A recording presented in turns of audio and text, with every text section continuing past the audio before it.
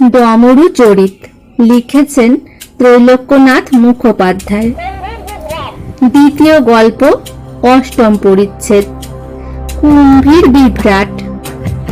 শঙ্কর ঘোষ জিজ্ঞাসা করিলেন, শুনিয়াছি যে সুন্দরবনে নদী নালায় অনেক কুমির আছে, তোমার আবাদে কুমির কিরূপ?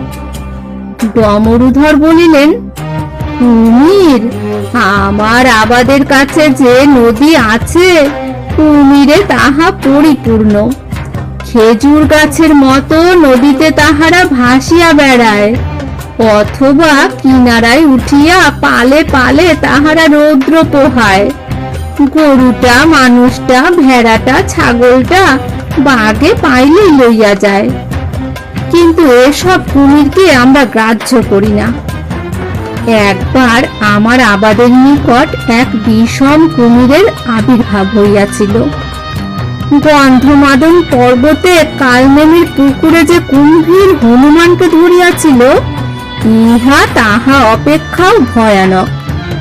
গঙ্গা দেবী যে মকরের পিঠে বসিয়া বায়ু সেবন করেন, সে মকরকে এ কুমির এক গালে খাইতে পারে।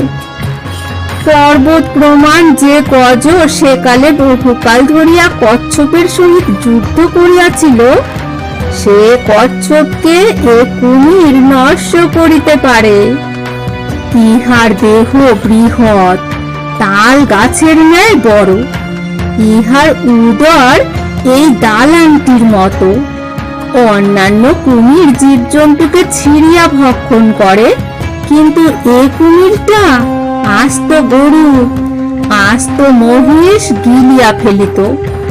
রাত্রিতে সে লোকের ঘরে ও গোয়ালে শীত দিয়া মানুষ ও গরু বাছুর লইয়া যাইত। লাঙ্গুলে জল আনিয়া দেওয়াল ভিজাইয়া গর্ত করিত। ইহার জ্বালায় নিকটস্থ আবাদের লোক অস্থির হইয়া পড়িল। প্রজাগণ পাছে আবাদ ছাড়িয়া পলায়ন করে, আমাদের সেই ভয় হইল। তারপর লাঙ্গলের আঘাতে নৌকা ডুবাইয়া আরোহীদিগকে ভক্ষণ করিতে লাগিল। সে নিমিত্ত এ পথ দিয়া নৌকার যাতায়াত অনেক পরিমাণে বন্ধ হইয়া গেল। এই ভয়ানক কুম্ভীরের হাত হইতে কিরূপে নিষ্কৃতি পাই, এইরূপ ভাবিতেছি। এমন সময় আমার আবাদের নিকট একখানি নৌকা ডুবাইয়া তাহার আরোহীদিগকে একে একে আমাদের সমক্ষে সে গিলিয়া ফেলিল। এই নৌকায় এক ভদ্রলোক কলিকাতা হইতে সপরিবারে পূর্ব দেশে যাইতেছিলেন। নদীর তীরে দাঁড়াইয়া আমরা দেখিলাম যে তাহার গৃহিণী সর্বাঙ্গে বহু মূল্য অলঙ্কারে ভূষিত ছিল।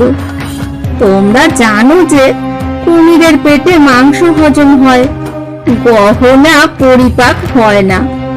কুমির যখন সেই স্ত্রীলোককে গিলিয়া ফেলিল, তখন আমার মনে এই চিন্তা উদয় হইল, চিরকাল আমি কপালে পুরুষ।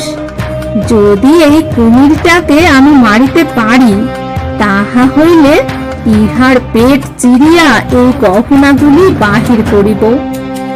অন্তত ৫-৬ হাজার টাকা আমার লাভ হইবে। এইরূপ চিন্তা করিয়া আমি কলিকাতায় গমন করিলাম। বড় একটি জাহাজের নোঙ্গর কিনিয়া উকো ঘষিয়া তাহাতে ধার করিলাম। তাহার পর যে কাছিতে মনোয়ারি জাহাজ বাঁধা থাকে, সেইরূপ এক কাছি ক্রয় করিলাম। এইরূপ আয়োজন করিয়া আমি আবাদে ফিরিয়া আসিলাম। আবাদে আসিয়া শুনিলাম যে কুমির আর একটা মানুষ খাইয়াছে। ৪ দিন পূর্বে এক সাঁওতালনি এক ঝুড়ি বেগুন মাথায় লইয়া হাটে বেচিতে যাইতেছিল। সে যেই নদীর ধারে গিয়াছে, আর কুমির তাহাকে ধরিয়া বেগুনের ঝুড়ি সহিত আস্ত গিলিয়া ফেলিয়াছে। তাহাতে সাঁওতাল প্রজাগণ খেপিয়া উঠিয়াছে, বলিতেছে যে আবাদ ছাড়িয়া তাহারা দেশে চলিয়া যাইবে। আবাদে আসিয়া নোঙ্গরটিকে আমি বর্ষি করিলাম, তাহাতে জাহাজের কাছি বাঁধিয়া দিলাম। মাছ ধরিবার জন্য লোকে যে হাত সুতা ব্যবহার করে, বৃহৎ পরিমাণে এও সেইরূপ হাত সুতার ন্যায় হইল। নঙ্গরের তীক্ষ্ণ অগ্রভাগে এক মহিষের বাছুর গাঁথিয়া নদীর জলের নিকট বাঁধিয়া দিলাম। কাছির অন্য দিকে এক গাছে পাক দিয়া রাখিলাম। তাহার পর 50 জন সবল লোককে নিকটে লুকায়িত রাখিলাম। বেলা 3টার সময় আমাদের এই সমুদয় আয়োজন সমাপ্ত হইল। বড়শিতে মহিষের বাছুরকে বিধিয়া দিয়াছিলাম সত্য, কিন্তু তাহার প্রাণ আমরা একেবারে বধ করি নাই। নদীর ধারে দাঁড়াইয়া সে গা গা শব্দে ডাকিতে লাগিল। তাহার ডাক শুনিয়া সন্ধ্যার ঠিক পূর্বে সেই প্রকাণ্ড কুমির আসিয়া উপস্থিত হইল। তাহার লেজের ঝাপটে পর্বত প্রমাণ এক ঢেউ উঠিল। সেই ঢেউয়ে বাছুরটি ডুবিয়া গেল। তখন আর আমরা কিছুই দেখিতে পাইলাম না। পরক্ষণেই কাছিতে টান পড়িল। তখন আমরা বুঝিলাম যে নঙ্গর বিদ্ধ বাছুরকে কুমির গিলিয়াছে। বড়শির ন্যায় নঙ্গর কুমিরের মুখে বিধিয়া গিয়াছে। তাড়াতাড়ি সেই 50 জন লোক আসিয়া দড়ি ধরিয়া টানিতে লাগিল। ভাগ্যে গাছে পাক দিয়া রাখিয়াছিলাম, তা না হইলে কুমিরের বলে এই 50 জন লোককে নদীতে গিয়া পড়িতে হইত। আমরা সেই রাক্ষস কুমিরকে বড়শিতে গাঁথিয়াছি, ওই কথা শুনিয়া চারিদিকের আবাদ হইতে অনেক লোক দৌড়িয়া আসিল।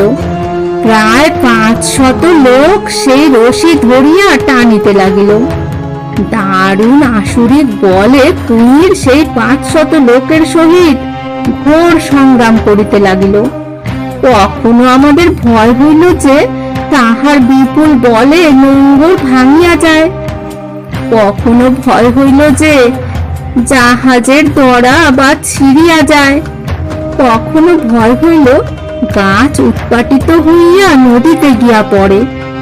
নিশ্চয় একটা বিভ্রাট ঘটিত, যদি না সাঁওতালগণ কুমিরের মস্তকে ক্রমাগত তীর বর্ষণ করিত, যদি না নিকটস্থ 2টি আবাদের লোক বন্দুক আনিয়া কুমিরের মাথায় গুলি মারিত। তীর ও গুলি খাইয়া কুমির মাঝে মাঝে জলমগ্ন হইতে লাগিল, কিন্তু নিঃশ্বাস লইবার জন্য পুনরায় তাহাকে ভাসিয়া উঠিতে হইল। সেই সময় লোক তীর ও গুলি বর্ষণ করিতে লাগিল। কুমিরের রক্তে নদীর জল বহু দূর পর্যন্ত লোহিত বর্ণে রঞ্জিত হইয়া গেল। সমস্ত রাত্রি কুমিরের সহিত আমাদের এইরূপ যুদ্ধ চলিল। প্রাতঃকালে কুম্ভীর হীনবল হইয়া পড়িল। বেলা 9টার সময় তাহার মৃতদেহ জলে ডুবিয়া গেল। তখন অতি কষ্টে তাহাকে আমরা টানিয়া উপরে তুলিলাম। বড় বড় ছোড়া, বড় বড় কাস্তে আনিয়া তাহার পেট চিরিতে চেষ্টা করিলাম, কিন্তু সে রাক্ষস কুমিরের পেট অতি কঠিন ছিল। আমাদের সমুদয় অস্ত্র ভাঙিয়া গেল। অবশেষে করাত আনাইয়া করাতের দ্বারা তাহার উদর কাটাইলাম, কিন্তু পেট চিরিয়া তাহার পেটের ভিতর যাহা দেখিলাম, তাহা দেখিয়াই আমার চক্ষু স্থির। লম্বোদর জিজ্ঞাসা করিল, কি দেখিলে? শঙ্কর ঘোষ জিজ্ঞাসা করিলেন, কি দেখিলে? অন্যান্য শ্রোতৃগণ জিজ্ঞাসা করিলেন, কি দেখিলে? ডমরুধর বলিলেন, বলিব কি ভাই, আর দুঃখের কথা। কুমিরের পেটের ভিতর দেখি যে সেই সাঁওতাল মাগি 4 দিন পূর্বে কুমির যাহাকে আস্ত ভক্ষণ করিয়াছিল, সেই মাগি পূর্বদেশীয় সেই ভদ্রমহিলার সমুদয় গহনাগুলি আপনার সর্বাঙ্গে পড়িয়াছে। তাহার পর নিজের বেগুনের ছুরিটি সে উপুর করিয়াছে, সেই বেগুনগুলি সম্মুখে ডাই করিয়া রাখিয়াছে। ঝুড়ির উপর বসিয়া মাগি বেগুন বেচিতেছে। শঙ্কর ঘোষ বিস্মিত হইয়া জিজ্ঞাসা করিলেন, কুমিরের পেটের ভিতর ঝুড়ির উপর বসিয়া সে বেগুন বেচিতেছিল? ডমরুধর বলিলেন, হ্যাঁ ভাই, কুমিরের পেটের ভিতর সেই ঝুড়ির উপর বসিয়া মাগি বেগুন বেচিতেছিল। লম্বোদর জিজ্ঞাসা করিলেন, কাহাকে সে বেগুন বেচিতেছিল? কুমিরের পেটের ভিতর সে খরিদ্দার পাইল কোথা? বিরক্ত হইয়া ডমরুধর বলিলেন, তোমার এক কথা, কাহাকে সে বেগুন বেচিতেছিল সে খোঁজ করিবার আমার সময় ছিল না। সমুদয় গহনাগুলি সে নিজের গায়ে পড়িয়াছিল, তাহা দেখিয়াই আমার হাড় জ্বলিয়া গেল।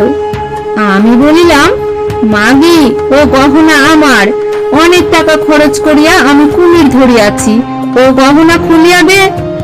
কেউ মেউ করিয়া মাগি আমার সহিত ঝগড়া করিতে লাগিল। তাহার পর তাহার পুত্রগণ ও তাহার জাতি ভাইগণ কার বাস ও লাঠি সোটা লইয়া আমাকে মারিতে দৌড়িল।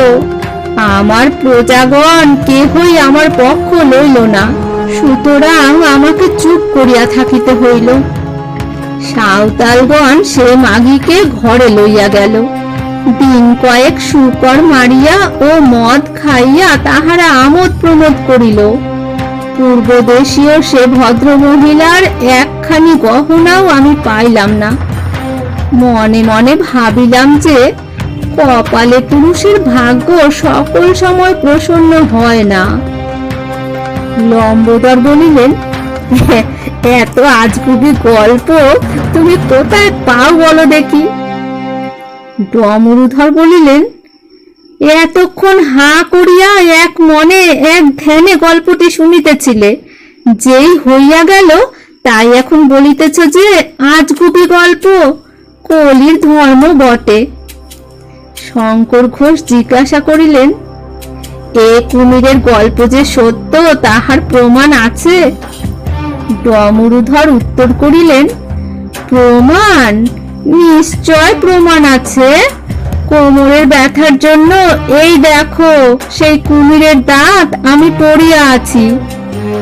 লম্বোদর জিজ্ঞাসা করিলেন, সে কুমির যদি তাল গাছ অপেক্ষা বৃহৎ ছিল, তবে তাহার দাঁত এত ছোট কেন? ঠিক অন্য কুমিরের দাঁতের মতো কেন?